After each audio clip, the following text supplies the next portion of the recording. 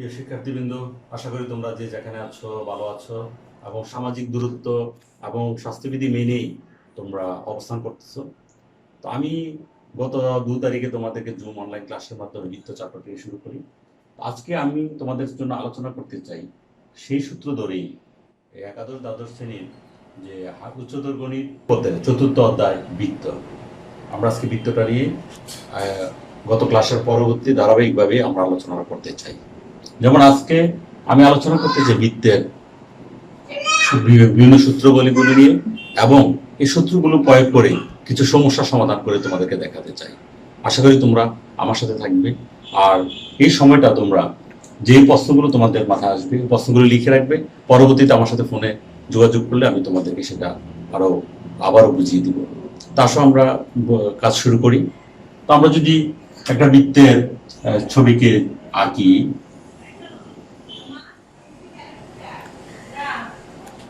আমরা যদি একটা বৃত্তের ছবি আঁকি এরকম, দেখো এটা একটা নির্দিষ্ট বিন্দু সি, এটা একটা নির্দিষ্ট বিন্দু ফি এক্স ওয়াই, আর এই একটা নির্দিষ্ট দূরত্ব, এটাকে আমি আর দিয়ে প্রকাশ করি।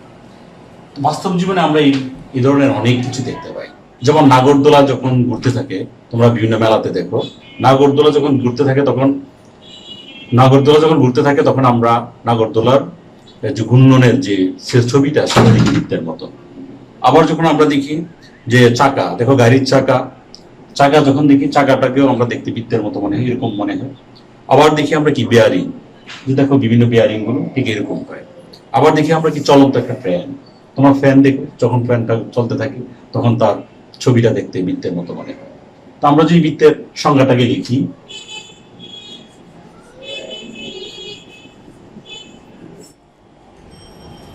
সমতলে যে কোনো একটি নির্দিষ্ট বিন্দু, সমতলে চলমান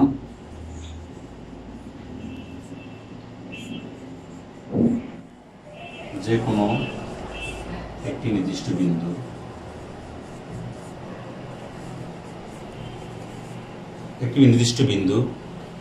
হতে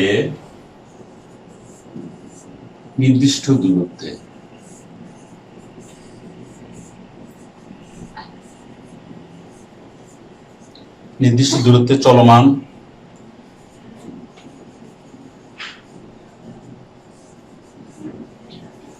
বিন্দুর সঞ্চার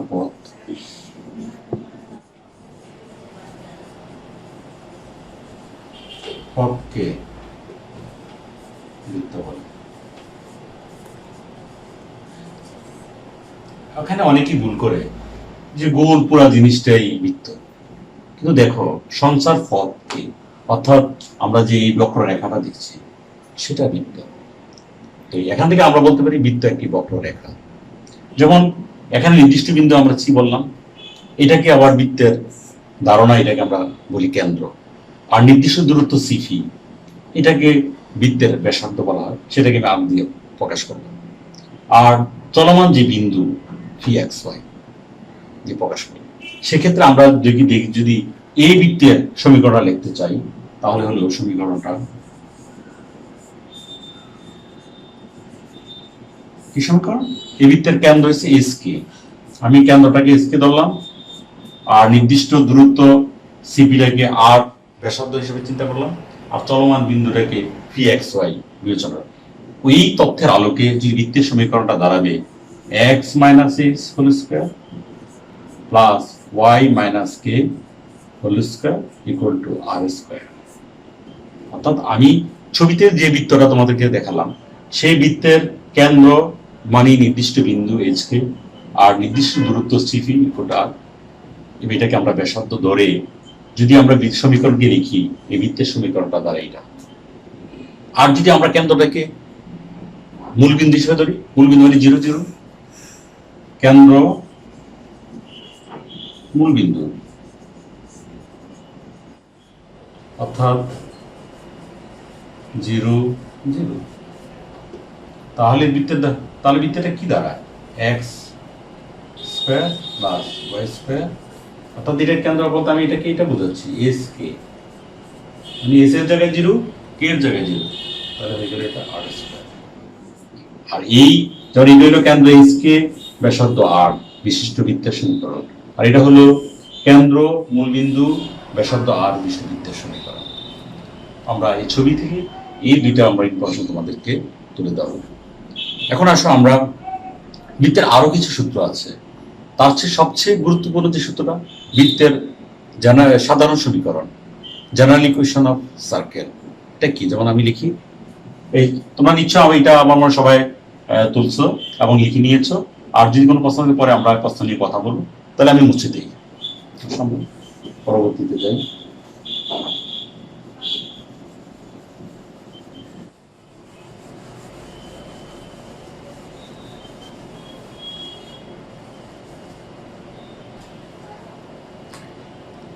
তো এখন আমরা বৃত্তের সাধারণ সমীকরণ,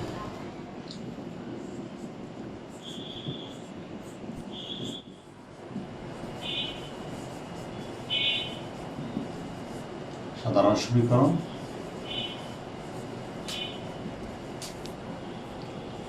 x square plus y square plus 2gx plus 2fy plus c equal to 0। আমরা এই বৃত্তের সমীকরণটাকে যদি আমরা এই একটু আগে যে বৃত্তের সমীকরণটা আলাপ করছি সেটার সাথে কম্পেয়ার করি, তাহলে দেখা যায় যে এখানকার এই সাধারণ সমীকরণের কেন্দ্রটা হবে মাইনাস জি মাইনাস ব্যাসার্ধ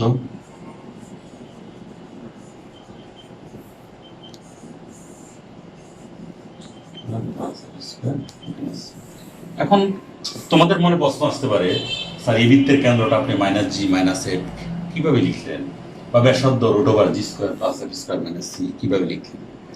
আমরা একটু আগে যে কেন্দ্র এস কে এবং ব্যাসার্ধ আর বিশিষ্ট বৃত্তের সমীকরণটা তোমাদেরকে লিখে দেখালাম, ওইটা থেকেই ওইটার সাথে আর এই বৃত্তের সমীকরণটাকে যদি আমরা কম্পেয়ার করি, তখনই দেখা যায় যে ওই কেন্দ্র এস কে জায়গায় মাইনাস জি মাইনাস এফ প্রদর্শিত হবে, ব্যাসার্ধ আর এর জায়গায় এটা প্রদর্শিত হবে। আমি এখানে একটু বলে নিই, তুমি এটা কেন্দ্রটা বের করার একটা সহজ কৌশল হলো, সবসময় তুমি মাইনাস এক্স এর সহগ ভাগ 2 মাইনাস ওয়াই এর সহগ ভাগ 2, অর্থাৎ আমি কেন্দ্র বের করার সময় দেখবো মাইনাস এক্স এর সহগ 2g মাইনাস এক্স এর সহগ ভাগ 2g কে আমরা যদি 2 দিয়ে ভাগ দিই তাহলে মাইনাস জি মাইনাস মানে কেন্দ্রের কোটিটা মাইনাস ওয়াই এর সহগ y সব 12 ভাগ 2 তাহলে মাইনাস এর সেইভাবে। আর ব্যাসার্ধকে বের করার কৌশল হলো এরকম যে এখানে আমরা দুটো কেন্দ্র মাইনাস জি মাইনাস এফ পেয়ে গেলাম, কেন্দ্র যেটা পাবা এই দুটাকে বর্গ করে যোগ করে লিখবা, যেমন এখানে মাইনাস জি মাইনাস এফ, তো মানে কেন্দ্র মাইনাস জি বর্গ জি স্কয়ার মাইনাস এফ বর্গ এফ স্কয়ার। আর মাইনাস সব সময় ওই যে তোমার যে বৃত্তের সমীকরণ থাকে ওইটা ধ্রুবক রাশিটা, ধ্রুবক পদ, এখানে সি আছে মাইনাস সি। এখন আমার এটা যদি মাইনাস 2 হইতো, এন 2 হইতো মাইনাস 2, এখানে যদি মাইনাস 1 হইতো তাহলে প্লাস 1, সি এর জায়গায় প্লাস 1 হতো। অর্থাৎ এইভাবে আমরা যখনই বৃত্তের সমীকরণ দেখবো আমরা এইভাবে কেন্দ্র ব্যাসার্ধ বের করতে পারি। তো এটা থেকে আমরা এখন আলোচনা যেটা আসতে পারি, আমরা বৃত্তের সাধারণ সমীকরণ যদি আমরা এটাকে বলি, আমরা যখন অনেকগুলো বৃত্তের সমীকরণ দেখবো, যেমন সরলরেখার সমীকরণ, বৃত্তের সমীকরণ, উপবৃত্তের সমীকরণ, পরাবৃত্তের সমীকরণ, এরকম অনেক সমীকরণ তুমি দেখবে। এগুলো থেকে তুমি কিভাবে বৃত্তের সমীকরণটাকে আলাদা করবে? আলাদা করার জন্য যে বিষয়টা তোমাদেরকে জানতে হবে, বৃত্তের সাধারণ সমীকরণের কিছু বৈশিষ্ট্য আছে, অর্থাৎ বৃত্তের সমীকরণের বৈশিষ্ট্য যদি তোমার জানা থাকে, তাহলে তুমি যত সমীকরণ তোমার দেয়া থাকুক না কেন, তুমি সে ওখান থেকে তুমি এটাকে আলাদা করে বৃত্তের সমীকরণ হিসেবে চিনতে পারবে। যেমন সাধারণ সমীকরণের বৈশিষ্ট্যটা কি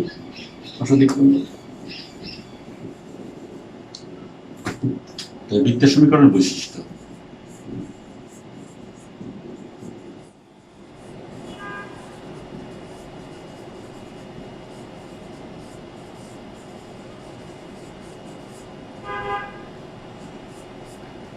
আমরা যদি প্রথমে এটাকে খেয়াল করে দেখি, যে দেখা যায় এখানে এক্স স্কয়ার এবং ওয়াই স্কয়ারের সমীকরণটি এক্স ওয়াই এর দ্বিঘাত সমীকরণ, এটি এক্স ও ওয়াই এর দ্বিঘাত সমীকরণ। এক্স ওয়াই এর দ্বিঘাত সমীকরণ আমি সেটা লিখলাম এক্স ওয়াই দুইটাও থাকতে পারে, আবার শুধু এক্স এর দ্বিঘাত সমীকরণ নিয়ে বৃত্তের সমীকরণ হয়ে যেতে পারে। সেটা নিয়ে আরো আমরা পরবর্তী আলাপ করব। শুধু ওয়াই নিয়ে বৃত্তের সমীকরণ হয়ে যেতে পারে, সেটা আবার আমরা আরেকভাবে দেখব। তো এক্স ওয়াই এর এটা দ্বিঘাত সমীকরণ হবে। তারপর 2 নম্বরে থাকবে এক্স স্কোয়ার ও ওয়াই স্কোয়ারের সহগ সমান হবে, সর্বদা সমান। সমান বলতে আমার এই সমীকরণ এক্স স্কোয়ারের সহগ 1, ওয়াই স্কোয়ারের সহগ 1। আর যদি আমরা বৃত্তের বিভিন্ন সমীকরণে কাজ করতে যাব, যদি ওখানে সহগ থাকে 1 যে হতে হবে সবসময় এমন কোনো কথা নেই, এখানে 2 হতে পারে, 4 হতে পারে, 5 হতে পারে। তবে তোমাকে যেটা খেয়াল রাখতে হবে, এক্স স্কোয়ারের সহগ যা থাকবে ওয়াই স্কোয়ারের সহগও তাই থাকবে। কোনোভাবেই একটা সহগ 2 আর একটা সহগ 3 এমন হবে না। 3 নম্বরে যেটা এক্স ওয়াই যুক্ত পদ থাকবে না, তো পদ থাকবে না। অর্থাৎ ওই সমীকরণে এক্স ওয়াই যুক্ত কোনো পদ থাকবে না। এক্স ওয়াই যুক্ত এক্স ওয়াই একসাথে গুণফল আকারে, এক্স আছে ওয়াই আছে, কিন্তু এক্স ওয়াই এরকম থাকতে পারে। এটা হলে বৃত্তের সাধারণ সমীকরণের বৈশিষ্ট্য। তো এখন আমরা এইগুলো যদি আমরা মনে রাখি, যে কোনো সমীকরণ দেখলে আমরা এই 3টা জিনিসকে বিবেচনা আনব, এই নিয়ে তখনই আমরা বৃত্তের সমীকরণকে চিহ্নিত করব। আর যে সমীকরণ এই 3টা জিনিস ধারণ করবে, 3টা জিনিস মেনে গঠিত হবে, সেটাকে আমরা বৃত্তের সমীকরণ করব। তারপর আমরা যদি এখানে বৃত্তের এই সাধারণ সমীকরণ থেকে আমরা আর কি লিখতে পারি, আমি এটা মুছে দিই, তোমরা নিশ্চয়ই তার মধ্যে এটা কপি করে নিয়েছো।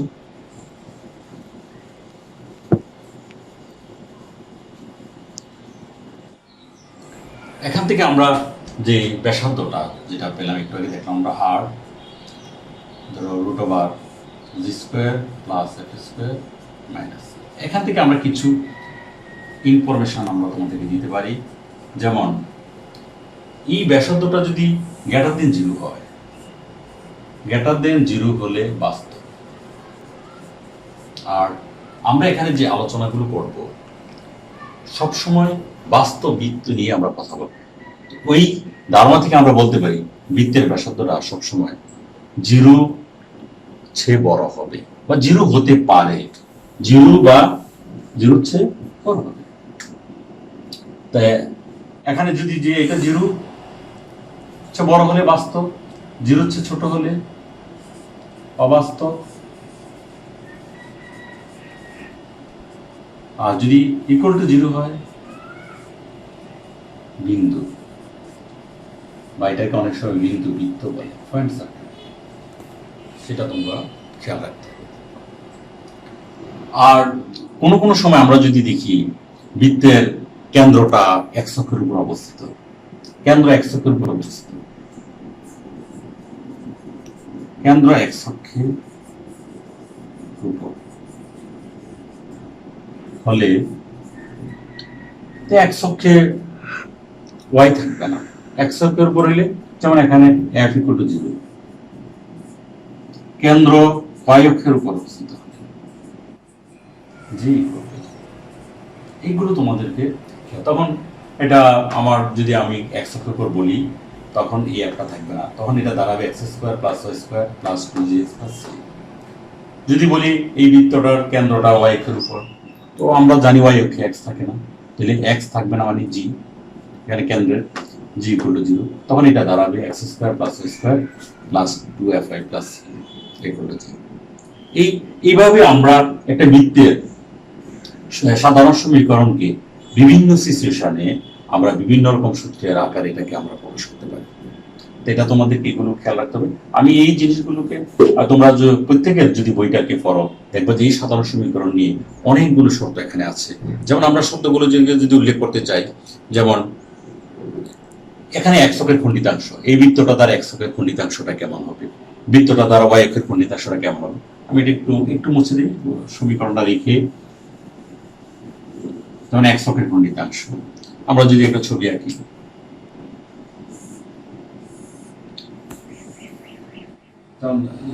এই যে আমরা x অক্ষের খণ্ডিতাংশ বলতে এরকম বলি, এরকম যদি দিই, সাধারণ বৃত্তের সমীকরণ x অক্ষের খণ্ডিতাংশ,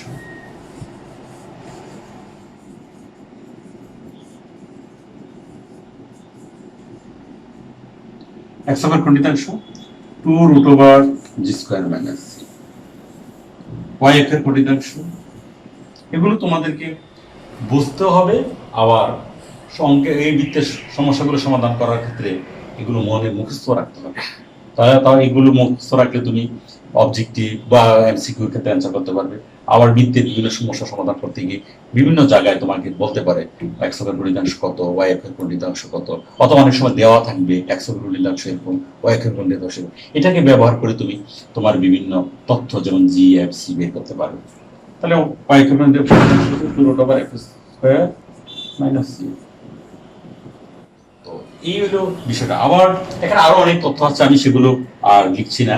যে আমরা যদি বৃত্তের কেন্দ্র, বৃত্তটা যদি এক্স অক্ষকে স্পর্শ করে তখন কেমন হবে, বৃত্তটা যদি ওয়াই অক্ষকে স্পর্শ করে কেমন হবে, বৃত্তটা উভয় অক্ষকে স্পর্শ করলে কেমন হবে, সেই বিষয়গুলো তোমরা মনে রাখবে। আমি আরেকটা সূত্র এখানে আলাপ করতে চাই। বেশের প্রান্তবিন্দু, বেশের প্রান্তবিন্দু যদি থাকে একটা বৃত্তের, ধরো আমি এরকম লিখলাম, এটা কেন্দ্র, আমরা এটা ব্যাস এই হলো x1 y1 আর এই হলো x2 y2 আর c x1। সি দরকার নেই আমার এখানে, এটা নিয়ে তোমার জন্য একটু কনফিউশন হয়ে যাবে। তো আমি যেটা বলতে চাই যে একটা বৃত্তের সমীকরণ তোমার দেওয়া নেই, কিন্তু বৃত্তের ব্যাসের প্রান্তবিন্দু দেওয়া আছে। তো প্রান্তবিন্দু দেওয়া থাকলে আমরা বৃত্তের সমীকরণ বের করতে পারি। যেমন দেখো এ x1 y1 O b x2 y2 to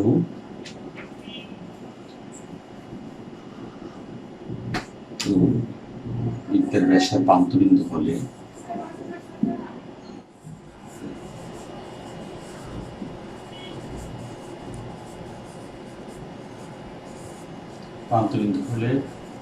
বৃত্তের সমীকরণ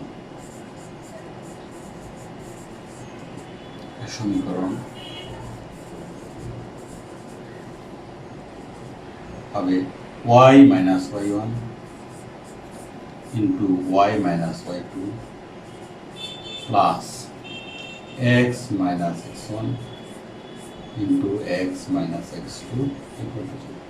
এখানে তুমি যদি x minus x1 x minus x2 আগে লিখো, কোনো সমস্যা নেই। এটা আসলে ডালের মাধ্যমে করা যায়, ছবিতে বিভিন্ন ভাবে আছে, আমি ওই জায়গাটাকে আর নিচ্ছি না।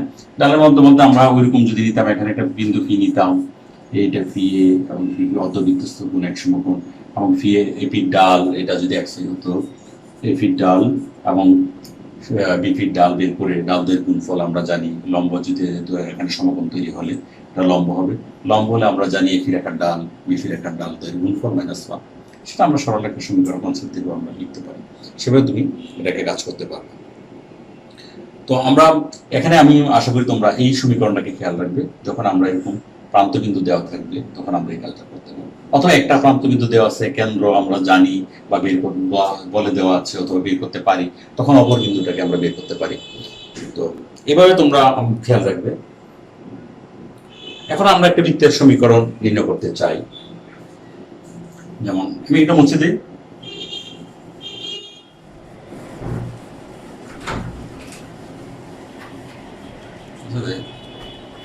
যেমন আমি একটা সমস্যা যদি করি, একটা বৃত্তের সমীকরণ মনে করো, সমস্যাটা হলো এরকম।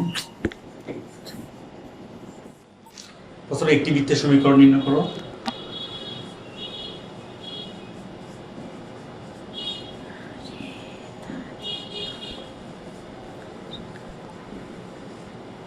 সমীকরণ নির্ণয় করো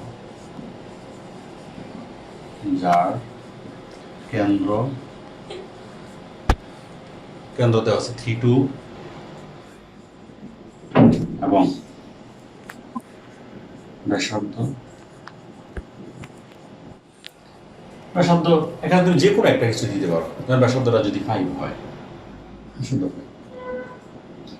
তো সমাধানটা কেমন হবে?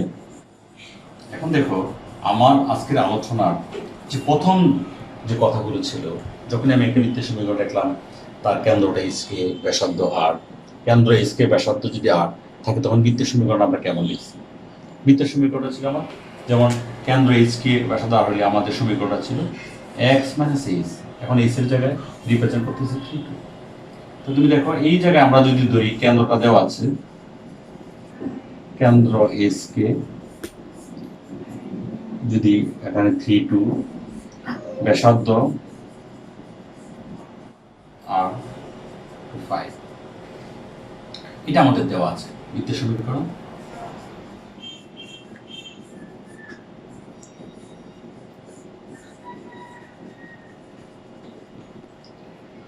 x minus h, h এর জায়গায় 3 আছে, x minus plus y minus 2 whole square equal to 5 square। এটাকে যদি আমরা সরল করি তাহলে দাঁড়াচ্ছে x square plus y square minus 6x minus 4y, তারপরে মাইনাস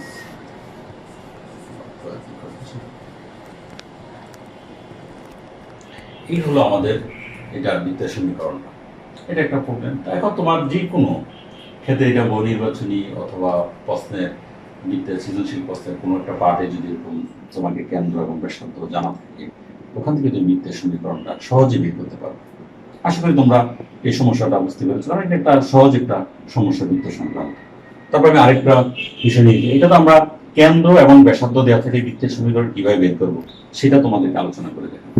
আর এখন আমি দেখাতে চাই একটা বৃত্তের সমীকরণ দেওয়া থাকলে কিভাবে তুমি কেন্দ্র আর ব্যাসার্ধটা বের করো। আসো এটা মুছে দিই আমি।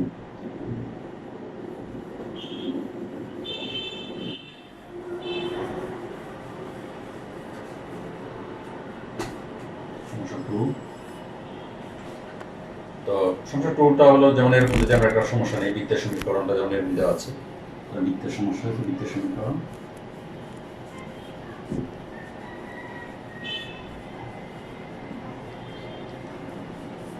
x square plus y square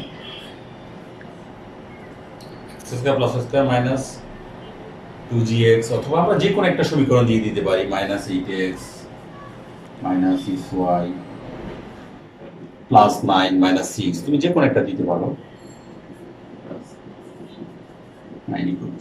তাহলে আমরা এটাকে যদি দিয়ে দিই তাহলে এখান থেকে আমরা কি লিখতে পারি? এইখান থেকে তোমাকে যদি বলা হয় বৃত্তের কেন্দ্র বের করো ব্যাসার্ধ, বৃত্তের সমীকরণ এত হলে কেন্দ্র ও ব্যাসার্ধ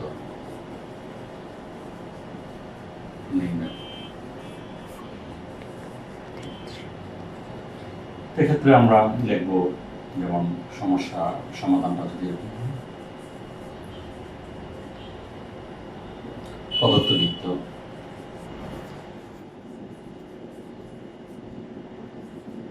এটা লিখতেও পারো, না লিখতেও তেমন কোনো সমস্যা নেই। এখন এটাকে আমরা ওই যে আমি বলছিলাম কম্পেয়ার করবো, এই যে মাইনাস জি যেমন কেন্দ্র আমরা যদি বের করতে চাই, কেন্দ্র বের করার সূত্রটা হবে এরকম মাইনাস এক্স এর সহগ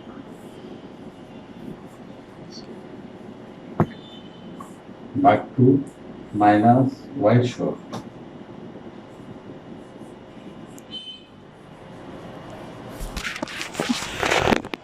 এটা দাঁড়ালে কি দাঁড়ায়?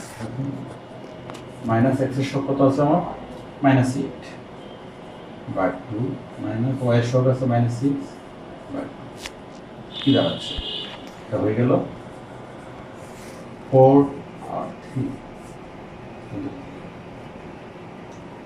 এখন এটা যদি ব্যাসার্ধ বের করতে চাই, তাহলে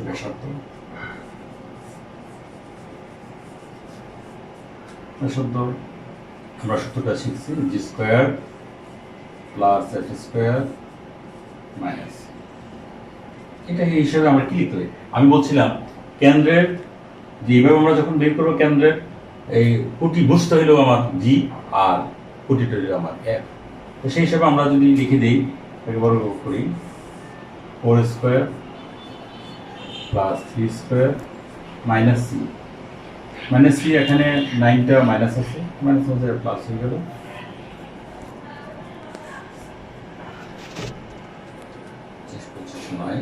34।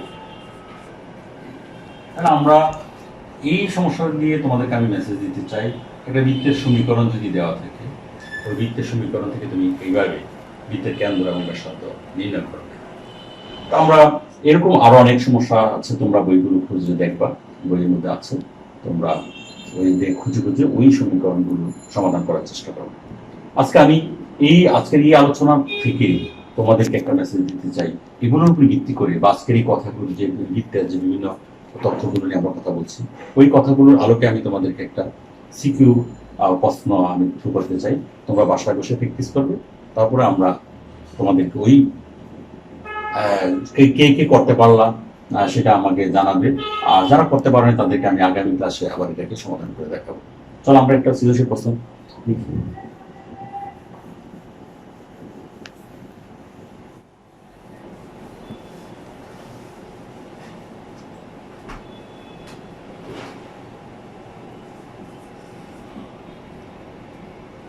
একটি বৃত্ত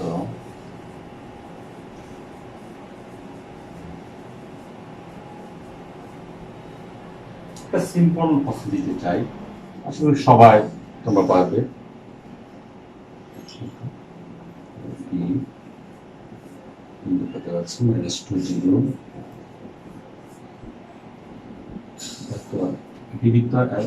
বি বিন্দুগামী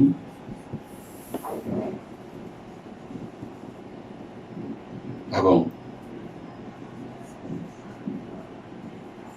কেন্দ্র y equal to 2x minus 3 রেখার উপর।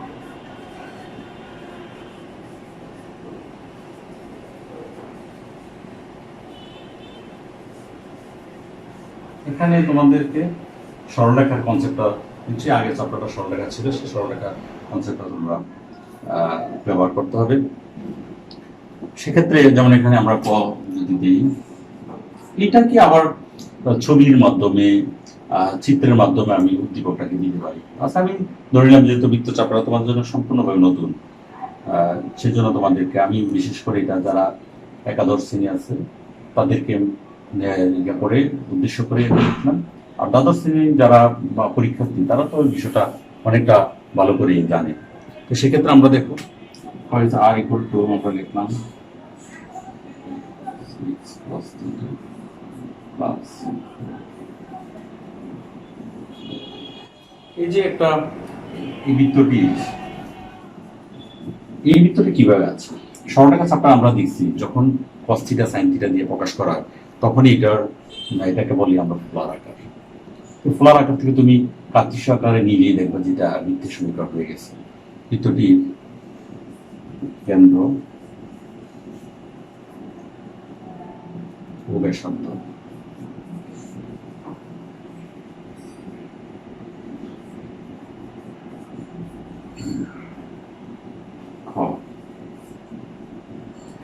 এই তথ্য থেকে আমরা যদি উদ্দীপকের আলোকে বৃত্তের সমীকরণ, উদ্দীপকের আলোকে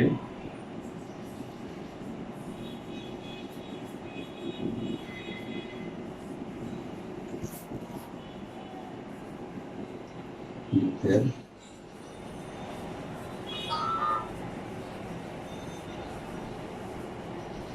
সমীকরণ নির্ণয়, আমি সকল বস্তু থেকে বৃত্তকে তোমাদেরকে আরো বেশি করে অনুধাবন করানো বা বিশ্লেষণ করার ক্ষমতাটাকে বৃদ্ধি করতে চাই।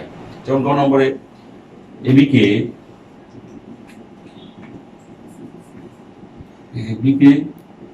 এ ও বিকে বৃত্তের ব্যাসের প্রান্তবিন্দু ধরে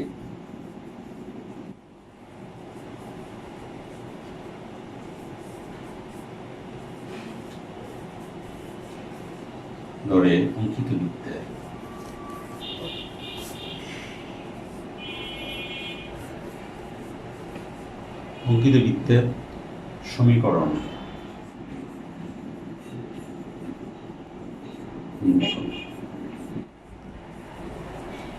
আমার তুমি বৃত্তের সমীকরণ তিনটা ডাইমেনশন থেকে বা প্রথমটা এটাতে একটা সূত্রের ব্যবহার করতে, এখানে একটা সূত্র ব্যবহার করতে। তোমরা বাসায় এই সৃজনশীলটাকে চেষ্টা করবে। আমার বিশ্বাস যারা আজকের ক্লাসটি মনোযোগ দিয়ে খেয়াল করেছো তারা অবশ্যই এটা করতে পারবে, আর না পারলে আমি পরবর্তী করে দেবো। তো সবাই যারা আজকের এই ক্লাসে উপস্থিত ছিল সবাইকে আমি কুমিল্লা শিক্ষা বোর্ড মডেল কলেজের গণিত বিভাগের সহকারী অধ্যক্ষ কাজী মোহাম্মদ ফারুক তোমাদেরকে অভিনন্দন জানাচ্ছি, এবং অনেক ধৈর্য ধরে এবং এই ক্লাসটি তোমরা উপভোগ করার জন্য তোমাদেরকে ধন্যবাদ জানিয়ে আমি আমার ক্লাস আজকে এখানেই সমাপ্ত করছি। সবাই ভালো থাকো, সুস্থ থাকো, ধন্যবাদ সবাইকে।